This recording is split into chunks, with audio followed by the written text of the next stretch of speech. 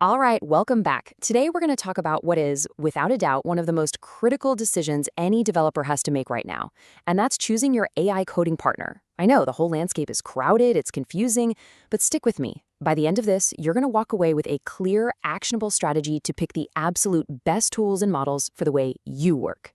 So, here's the game plan. First, we're going to tackle this thing called the AI productivity paradox. Then, we'll break down the two key decisions you absolutely have to make. After that, it's showdown time. We'll pit the IDEs against each other and then do the same for the AI models that power them. And finally, we'll wrap it all up into a playbook you can start using like today. Okay, let's just dive right in. For what feels like years now, we've been hearing this promise, right? This idea that AI is going to make us all 10x developers. But let's be honest, the day-to-day reality feels, well, a lot messier. So what's the deal? Why aren't we all just shipping new features at the speed of light? Now, check this out. This statistic is fascinating because it's so backwards. You'd think the most experienced devs would get the biggest boost, but for a lot of them, especially if they're working on huge, complex enterprise code bases, the wrong AI tool actually makes them slower. It just pumps out code that doesn't understand the project's history or its internal libraries, and suddenly you're stuck doing tedious code reviews, which totally kills your momentum. And this slide right here really sums up that whole conflict. On one hand, you have the dream of vibe coding. Just describe what you want in plain English and poof, there's the feature. But on the other hand, you have this grim reality, a brand new kind of tech debt, AI-generated tech debt, which leads to these endless, frustrating code reviews. The key to closing that gap, to getting from the reality to the promise, is making smarter choices right at the beginning. So, this is probably the most crucial idea we're going to talk about. To really succeed with AI, you have to stop thinking about it as one big choice. It's not. It's actually two separate but deeply connected decisions you have to make. Think of it like this. You've got the body and you've got the brain. Your IDE, your code editor, that whole environment, that's the body. It's the interface, the workflow, the hands that are actually doing the typing. And then you have the large language model, the LLM. That's the brain. It's the engine doing all the reasoning, all the heavy lifting and code generation. You could have the smartest brain on the planet, but if it's stuck in a clunky, slow body, you're not getting anywhere. You need the right pair working together. So let's start with the body, your IDE. Right now, the market has really split into two different camps, two different philosophies. You've got the tools built from the ground up for AI, and then you've got the tools that just add AI onto the workflow you already know and love. On one side, you've got these AI-native IDEs. Cursor is the perfect example. They basically took VS Code and rebuilt it from scratch with AI at its very heart. This means the AI integration is incredibly deep. It can understand your entire project automatically. Then, on the other side, you've got the plugins. And the most famous one is, of course, GitHub Copilot. It just slots into your existing setup, which is awesome for familiarity. But the AI feels more like a layer on top, It's not woven into the very fabric of the tool. This table does a great job of breaking down the key differences. Look at Cursor. It's a standalone tool, and its big trick is that automatic repo indexing. That makes it a beast for really complex autonomous jobs. Now compare that to GitHub Copilot. Its strength is that it's just an extension. It works anywhere, and it's built for big companies that need that reliability. And then there's this other player, Windsurf, which is positioning itself as the best value, giving you those powerful agentic features for a really good price. So when should you pick Cursor? The answer is simple: power. You choose Cursor when what you really want is an autonomous agent. You need an AI that can tackle a new feature across dozens of files, run its own tests, and then iterate on the results. That's Cursor's sweet spot. And that ability to run 8 agents at once, that's a genuine game changer for massive refactoring jobs. And what about GitHub Copilot? Well, the key words here are enterprise and integration. If you work in a big organization that needs top-notch security, compliance, and all that legal IP protection, Copilot is the industry standard, period. And of course, if you basically live inside the GitHub ecosystem, it's a no-brainer. It understands your issues and pull requests natively in a way nothing else can.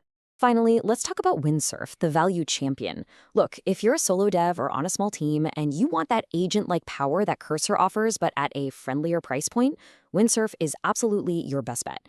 It's also known for being really fast and lightweight, especially for front-end development, and honestly, their free tier is so generous, there's literally no reason not to give it a try. Okay, so we've picked the body of our car. Now it's time to choose the engine. This is that second huge decision. The LLM, the brain that's going to power your whole setup. And believe me, This choice defines the quality, the style, and the intelligence of every piece of code you get back. So how do we even measure how smart these things are?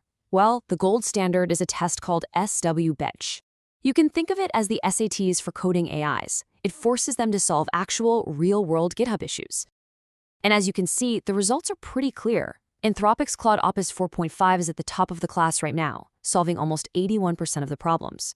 OpenAI's GPT and some of the open-source models are close behind, but for now, Claude wears the crown. But, raw test scores don't tell the whole story. This is about picking the right tool for the right job. So think of it like this. The Claude family of models are your architects. They excel at complex logic and keeping the big picture in mind. DeepSeek models are your specialists. They're math whizzes and amazing bug detectors that are also incredibly cheap. And the GPT family? They're your reliable all-rounders, the versatile workhorses that are pretty darn good at everything. So let's dig into Claude, the architect. You bring in Claude when you're doing a massive refactoring job or you're trying to design a whole new system. Its ability to hold a massive amount of information in its head at once, up to 200,000 tokens, is just unmatched. The trade-off? Well, it's more expensive. And sometimes its safety features are a little over the top, causing it to refuse a completely legitimate technical request. Now for DeepSeek, this specialist.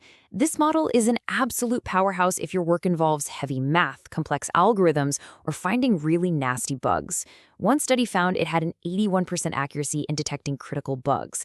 But here's the real kicker. It's somewhere between 6 and 15 times cheaper than its competitors. The catch is that it's less conversational, so you have to be a bit more skilled with your prompts to get exactly what you want. And finally, we have the ultra-reliable GPT series, the all-rounder. Think of GPT as the Swiss Army knife of coding models. It's fantastic for just general day-to-day coding. It handles old legacy languages like COBOL surprisingly well, and its multimodal skills are amazing. You can literally show it a picture of a UI and it will generate the code. It's one small weakness. In really complex debugging situations, it might fix the bug for you, but it won't always give you that deep, here's why this works explanation that you'd get from Claude.